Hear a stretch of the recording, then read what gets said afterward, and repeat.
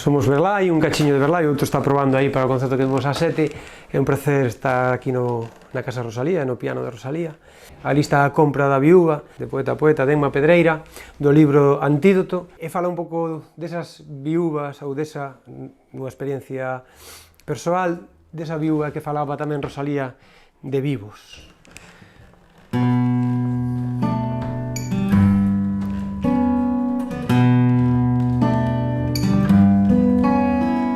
Na lista da compra só hai cousas para min. Non coitelas, non arrebatadas, ameixas, cualquer infusión para inventarme doenzas. Non hai, non hai. Non hai pan de sementes para arder na cociña enquanto ti e máis eu, nem momós de licor que mordamos a medias, nen tabaco para o despois. Non hai. E xa non tatúo na miña neveira lugares do mundo vividos contigo para sabes se fomos ou non felices ali. E na miña lista mesturo os 10 anos porque estes 40 pesan como a 100, comprando de novo cousas que fai tempo que non. Na lista da compra só hai ar e sombra. Non gasto en comer, non gasto en chorar. Son cousas que preciso. Na lista da compra só hai ar e sombra. E xa non elixo a fruta por como se parece a súa pela túa. Só aperto cos dedos extremos da espera sentir o teu zumo outra vez nas miñas xemas. Nas miñas xemas outra vez. E o teu sumo outra vez.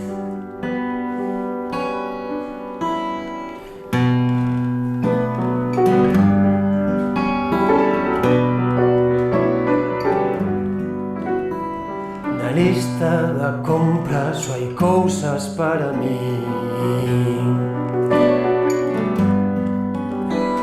Panos do nariz e algodóns e doces que firen as vaguas e as moas.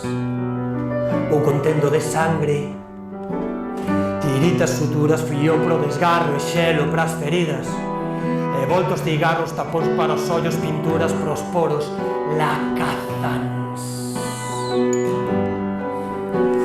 E compro etiquetas e marco na pelos lugares que xa nunca máis, e pinto os meus lacios e sei que os teus beixos non van de arrincar.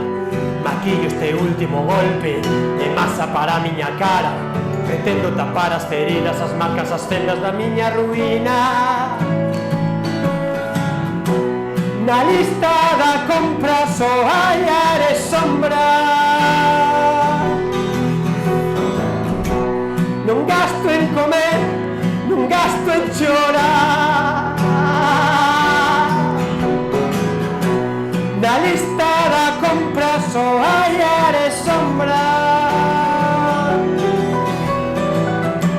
Non gasto en comer, non gasto en chorar.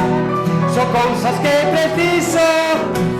Na lista da compra só hai ar e sombra. E xa non elixo a fruta por como se parece a súa pela túa. Só aperto cos dedos extremos das peras sentir o teu sumo outra vez nas miñas xemas. Nas miñas xemas outra vez.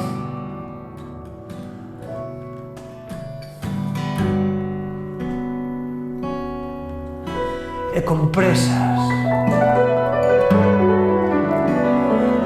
porque esta mañá probablemente perdemos a última oportunidade de ser os terribles pais dunha indómita nada.